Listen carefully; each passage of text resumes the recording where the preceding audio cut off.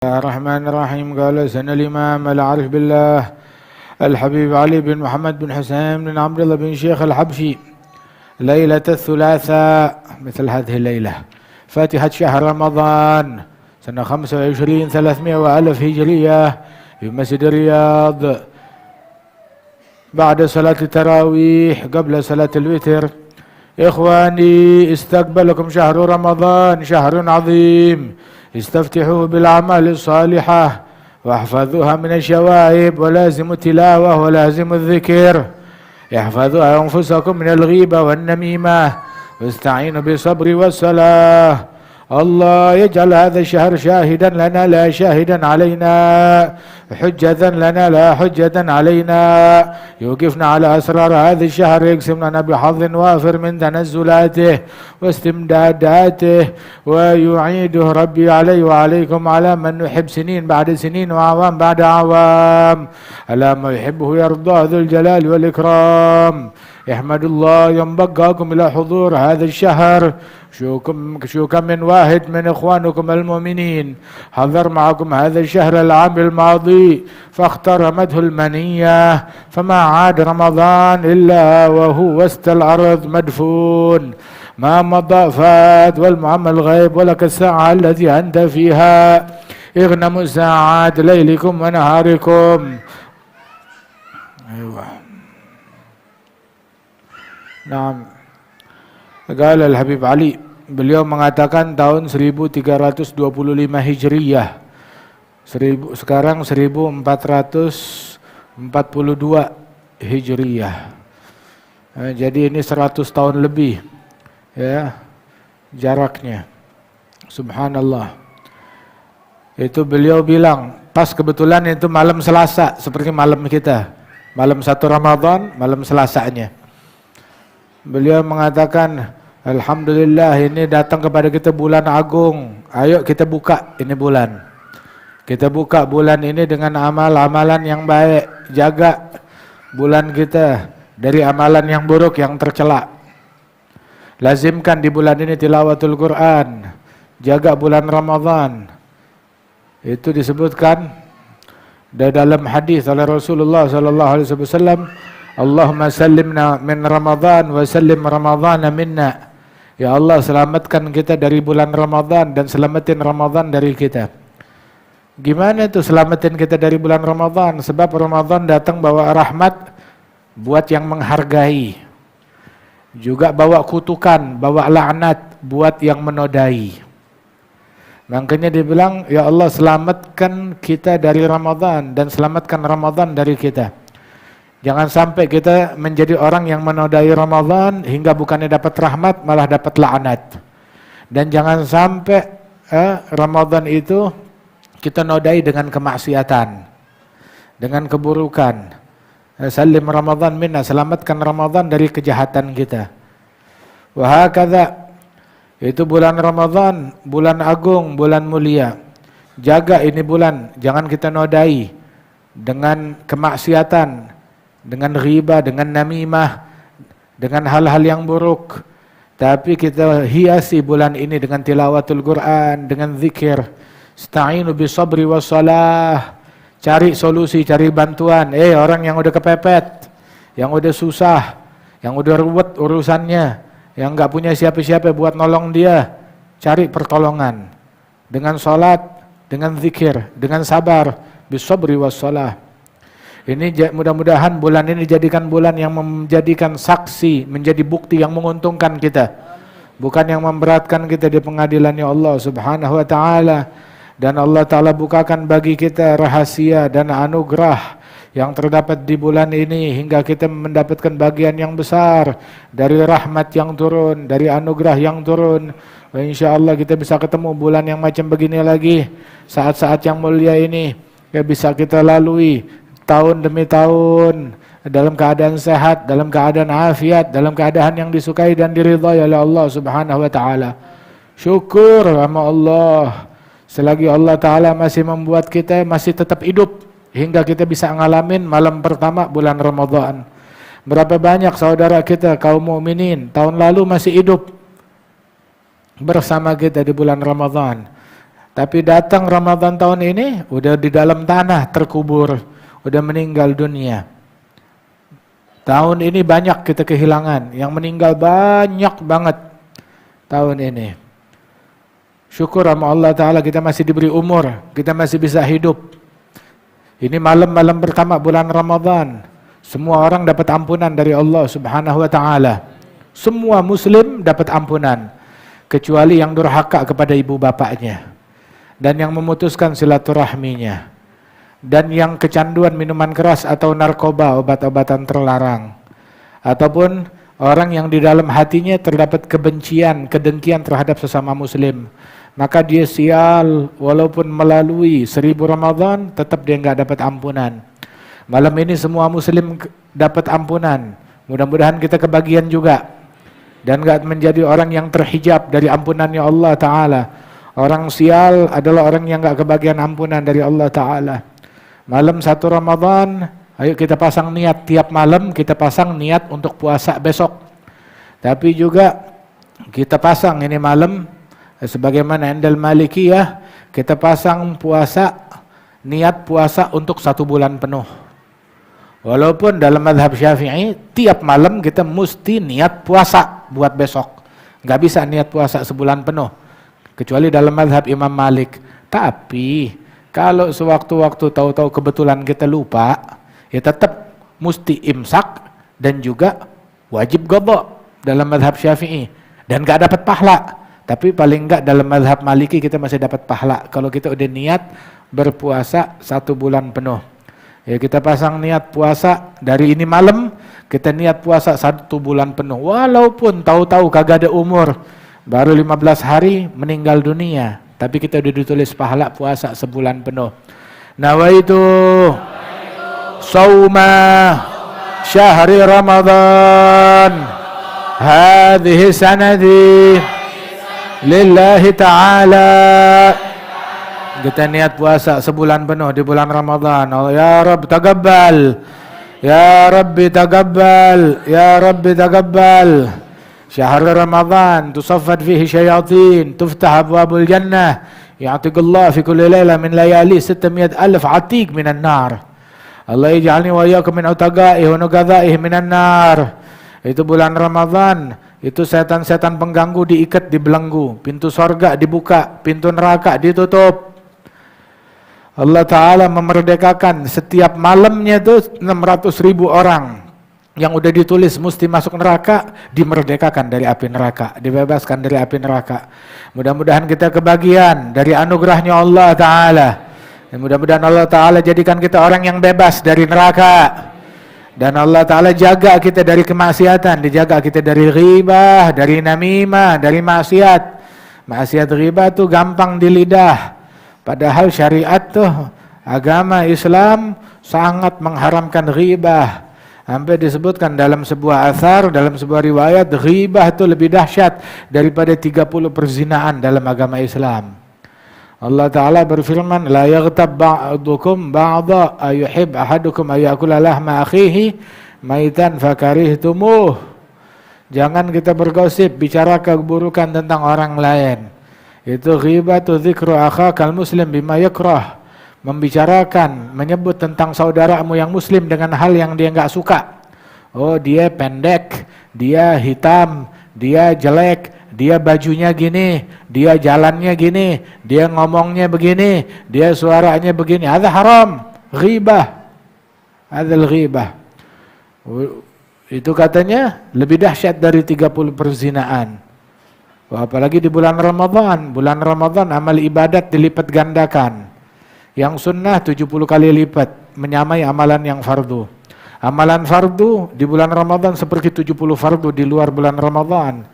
Sebagaimana yang taat dilipat gandakan 70 kali, maka yang haram menjadi 70 kali haram. Waliyadzubillah min dzalik.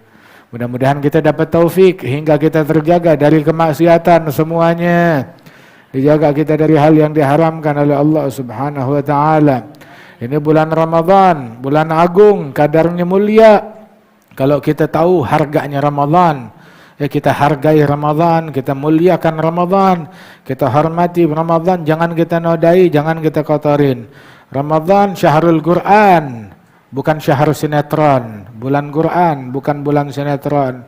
Bulan zikir, bulan ibadat, bulan tarawih, bulan salat. Bacalah Al-Quran, jaga diri kita, ibadat kita dari riya, dari ujub, dari sum'ah, pengen dilihat, pengen didengar, pengen dipuji orang. Ikat anggota tubuh kita dari kerjaan yang haram. Mata jangan ngelihat yang haram, telinga jangan dengar yang haram, tangan jaga jangan nyentuh yang haram, kaki jangan dipakai berjalan ke tempat yang haram. Ahsan nanti pakai nih kaki jalan ke tempat sholat, ke tempat tarawih.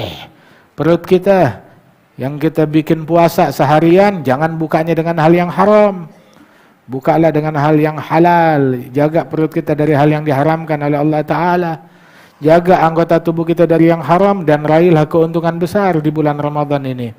Mudah-mudahan Allah Ta'ala berikan kita bagian yang besar dari anugerah Allah Subhanahu Wa Ta'ala. Dan di antara amalan yang dianjurkan untuk dilakukan di malam 1 Ramadan ini adalah itu para salafus salih, mereka menganjurkan untuk membaca surat Al-Fatih di malam pertama bulan Ramadan.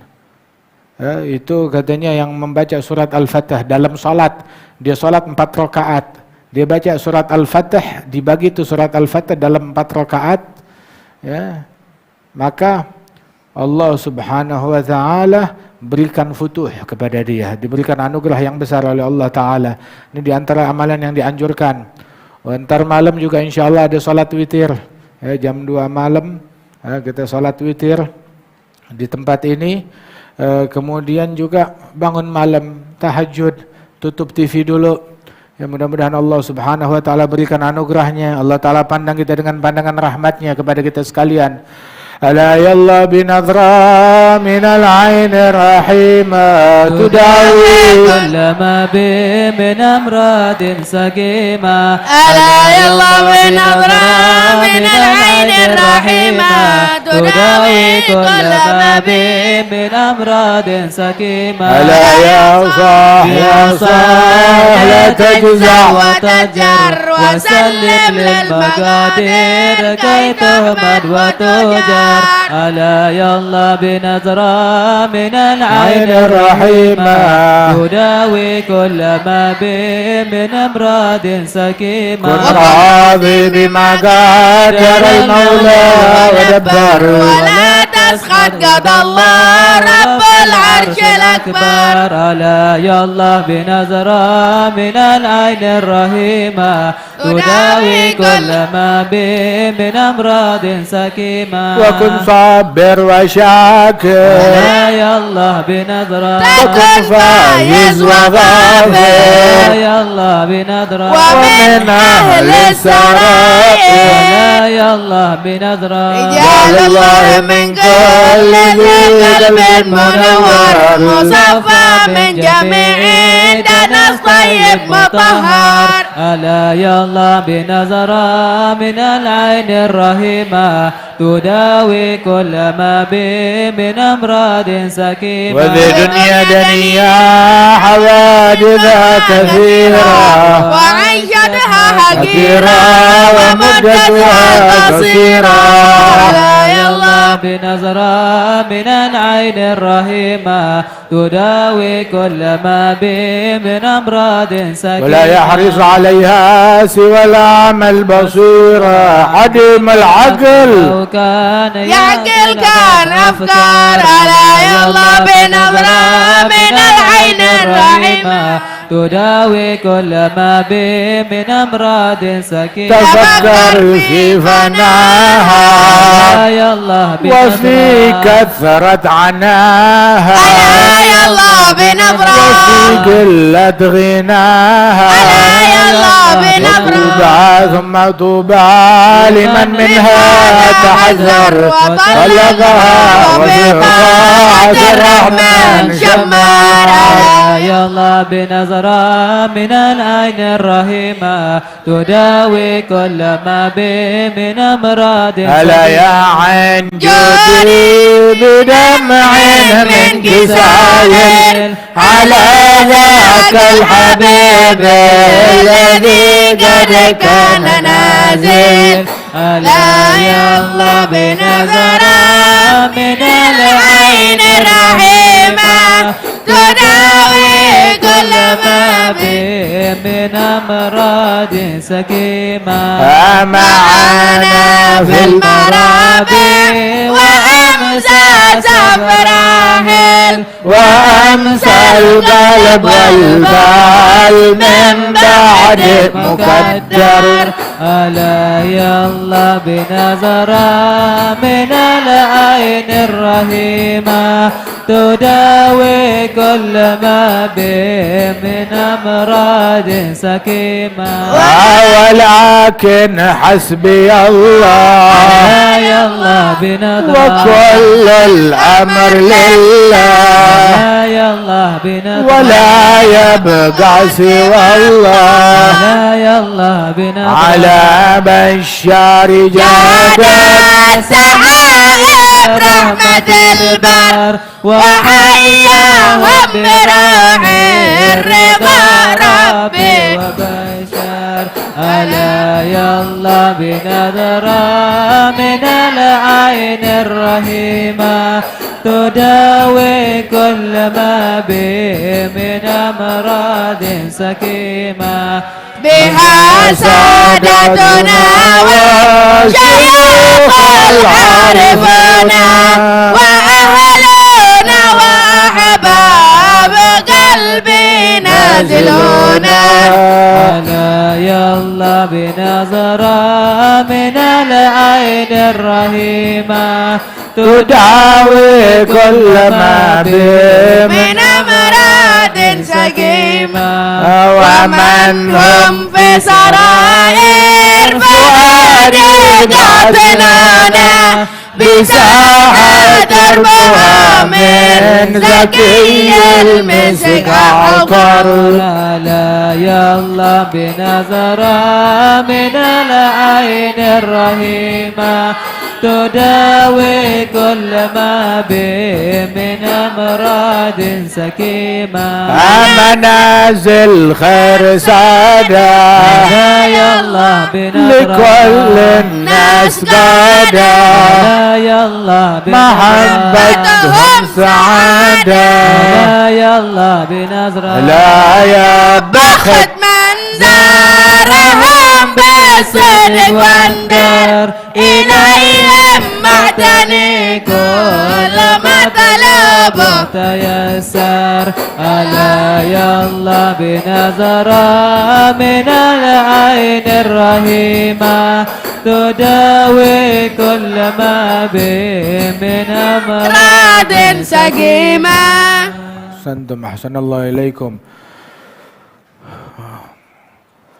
تقبل منا منكم يرضى عنا وعنكم يفيض على قلوبنا وقلوبكم مع فاض على قلوب عباده العارفين. أن الله سبحانه وتعالى يوفر حظنا وإياكم من عطاء المتنزل في هذا الشهر، مداده المتنزل في هذا الشهر، وسره المتنزل بأوفر حظ وأجزل نصيب. يجعلني وإياكم من نحب من المقبولين في هذا الشهر من العايدين الفائزين. يعيد ربي علي وعليكم على أولادنا ومن نحب سنين بعد سنين وعوام بعد عوام على ما يحب ويرضى ذو الجلال والإكرام.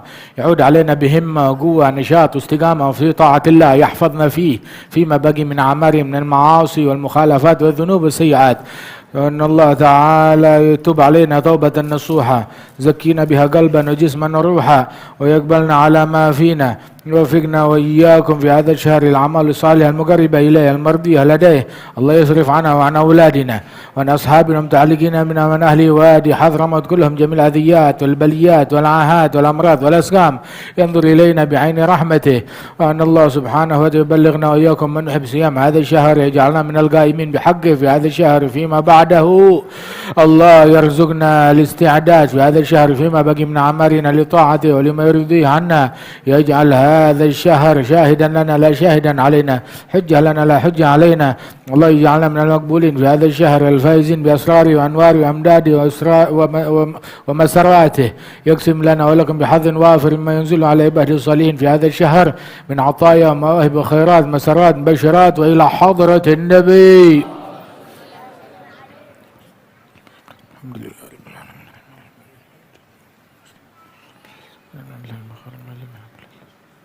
الحمد لله رب العالمين. اللهم صل وسلم.